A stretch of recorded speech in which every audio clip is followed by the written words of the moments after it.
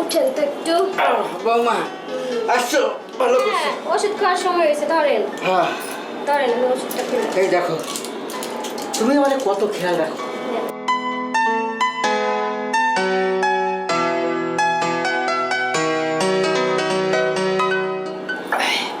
দেখো বাবা, তুমি আমার কত সেবা যত্ন করো। তোমার এই সেবা যত্ন দেখে তোমার শাশুড়ির কথা মনে পড়ে।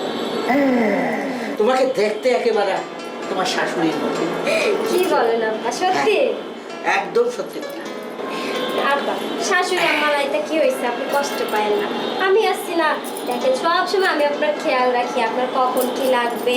এই যে দেখেন না, আমি সেদিন আপনার এই যে নখগুলা কাটে দিলাম, গোসল করে দিলাম।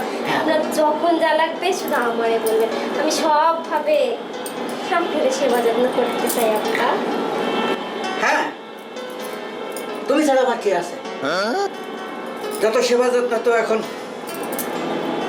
তুমি করবে। হ্যাঁ আব্বা, কোনো সময় মন খারাপ করবেন না, সব সময় হাসি খুশি থাকবেন। বাবা হ্যাঁ আব্বা।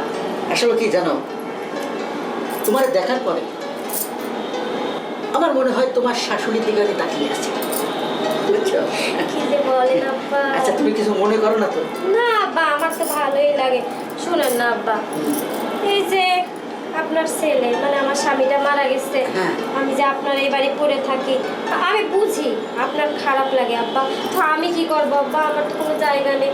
এখন আপনি যদি আমার এই বাড়ি থাকতে না দেন, আমি কি করবো আব্বা বলেন? বোমা, আমি একটা কথা বলতে চাইছিলাম। আব্বা দেখি দেখি দেখি, আপনার এখানে কি পাকা চুল মনে হচ্ছে। বোমা, হ্যাঁ আব্বা। তোমার কাপড়টা ঠিক করো। কাপড় এটা আব্বা। বোমা, এই তোমাকে আর একটা কথা বলতে চাইছিলাম। কি বলবেন আব্বা? হ্যাঁ, আপনি যা ইচ্ছা করতে পারেন। দেখো, আমার ছেলেটা তো মারা গেল, তুমিও একা হয়ে গেছো। আমার এই সংসারে আর কেউ রইল না, খালি তুমি ছাড়া। আর তোমার মুখের দিকে আমি চাইতে পারি না। আমি চাইছিলাম তোমার একটা বিয়ে দিয়ে দিতে। আব্বা এইসব কথা বলবেন না, আমারই কেন বিয়ে দেবেন? আপনার এত বড় বাড়িতে আমার কি একটু ঠাঁই হবে না? না। আমি আপনার ছেড়ে কোথাও যাব না। সেটা বুঝতে পেরেছি, আমি কিন্তু ওইভাবে কথাটা বলিনি, তুমি যেভাবে নিছো। না ঠিক আছে, তুমি যখন করতে চাচ্ছ না, ভালো কথা। দেখো বৌমা, আমি যতদিন বেঁচে আছি তাতে তোমার কোনো অসুবিধা হবে না। হ্যাঁ আব্বা, ঠিকই বলছেন। আপনি থাকলে তো আমার কোনো সমস্যা নেই আব্বা। আপনি আমার যখন যেটা চাইবেন আমি তখনই সেটা দেব। আর আমার দিকে একটু খেয়াল করেন, আমি কিন্তু আপনার সাথে কোথাও যাব না। আমি সারা জীবন এই বাড়িতে আপনার সাথেই থাকবো। বুঝতে পেরেছি, আমার সেবা যত্ন করতে চাও না? হ্যাঁ আব্বা। আমার লক্ষ্মী। আসলে তোমাকে দেখলেই আমার তোমার শাশুড়ির কথা মনে পড়ে। আমার কি জন্য আমার মনের থেকে আসে না, বুঝছেন? হ্যাঁ আব্বা, আমিও তো চাই আমার শাশুড়ির মতো আপনাদের সব সেবা যত্ন আদর যত্ন করতে। আচ্ছা থাক, দেখো তোমার শাশুড়ি না ঠিক এই সাইডটায় ঘুমাইতো, আমি এই সাইডে ঘুমাই থাকতাম। সারা রাত ধরে অনেক গল্প করতাম, গুজব করতাম। কিন্তু এখন আর মানুষ শুইতে পারি শাশুড়ি। কি বলো, শুবে? হ্যাঁ আব্বা, বাড়িতে তো আপনি আর আমরা তো এক বিছানায় শুইতেই পারি। ঠিক আছে, তুমি যখন থাকতে চাচ্ছ আমি আর কোনো আপত্তি করব না। তাহলে বালিশটা ভাগাভাগি করে নি নাকি? হ্যাঁ আব্বা, আপনি যখন বলতেছেন তখন অবশ্যই আমি শুবো। তাই রাত্রে আব্বা একটু কাজটা সেরে আসি আব্বা। না, হ্যাঁ, কথাটা তুমি খারাপ বলোনি। একবার কাজটা সেরে মনে করো যে ঘুমের মজাটাই আলাদা হবে না? হ্যাঁ আব্বা, আজকে থেকে আমি আপনার সাথে ঘুমাবো।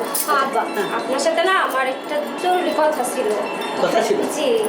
এখন একবার রাত্রে আমরা শুয়ে শুয়ে তোমার যত জরুরি কথা আছে সব আমাকে বলবে, আমি সব পূরণ করবো। ঠিক আছে? আচ্ছা আচ্ছা যাও, তুমি একটা কাম টাম সেরে এসো। জি আব্বা, আমি যাই।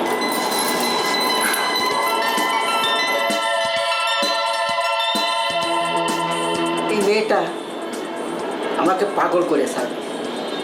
আসলে আমার মনে ধরে গেছে, ঠিক ওর শাশুড়ির মতো, কোনো অংশে কম না। থাক, যেহেতু আমি একা, সেও একা, কেটে যাবে, দিন কেটে যাবে। শুয়ে পড়ি। ওষুধ তো খেলাম।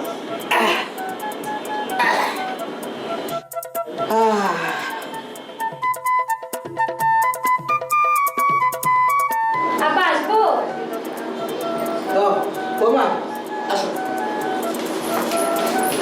বসো। কিছু বলবে? আব্বা আপনার শরীর স্বাস্থ্য কেমন আছে? আপনার খোঁজ নিতে তো আসলাম আব্বা। এই তো আসি বৌমা, কোনো রকম আল্লাহ যেভাবে রাখছে।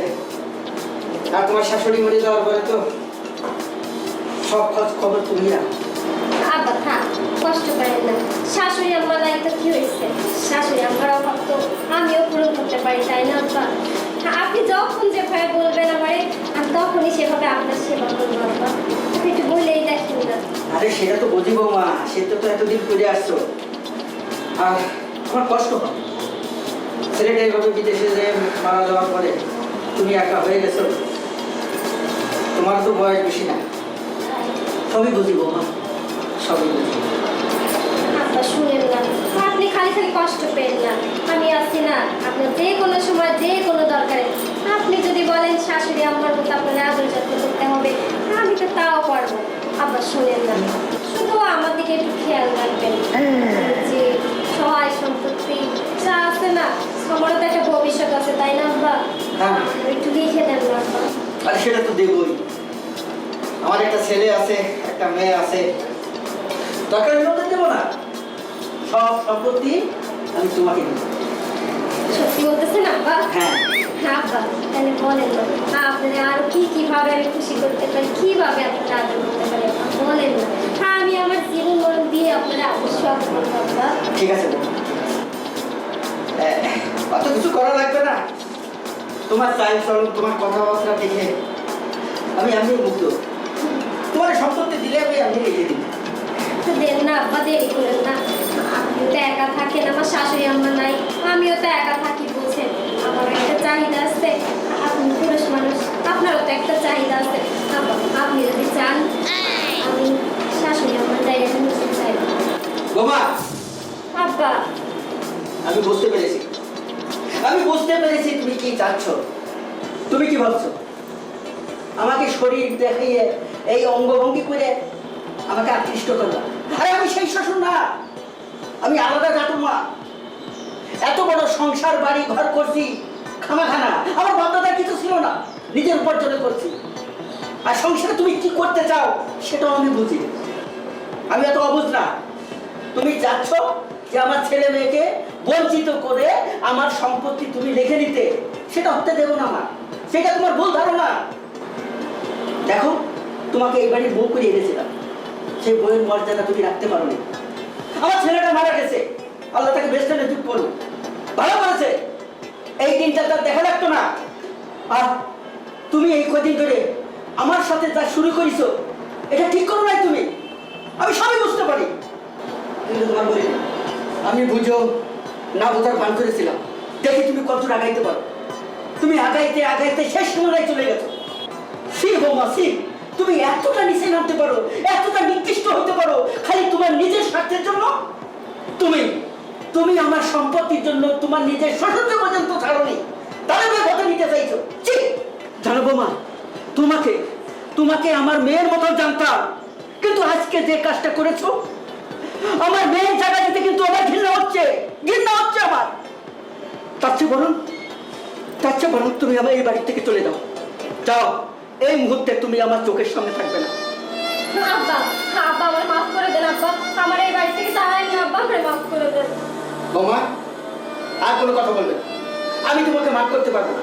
আর তোমাকে যদি মাফ করি, সারা দুনিয়ার ছেলেরা মেয়েরা আমাকে মাফ করতে পারবে না। কি জন্য জানো? তুমি লোভী, তুমি অনেক লোভী। তুমি চেয়েছিলে আমার সম্পত্তি একা লিখে নিতে, কিন্তু সেটা আমি করতে দেবো না, সেটা আমি পারি না। কারণ আমার আরেকটা সন্তান আছে, তাকে দিতে হবে, আরেকটা মেয়ে আছে, তাকে দিতে হবে। আব্বা আমার মাফ করে দেন আব্বা। না বৌমা না, আমি মাফ করতে পারবো না। তুমি কি মনে করেছিলে তোমার এই শরীর দেখিয়ে, দেহভঙ্গি দেখিয়ে তুমি আমাকে মানিয়ে নেবে, আমার সম্পত্তি লিখিয়ে নেবে? না, সেটা আমি পারবো না। আমার ছেলে রয়েছে, মেয়ে রয়েছে, তাকে বঞ্চিত করে আমি কিছু করতে পারবো না।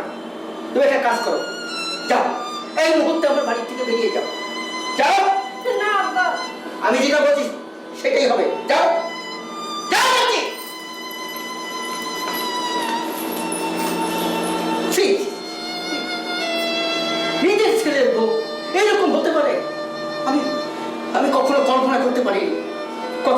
করতে পারি না।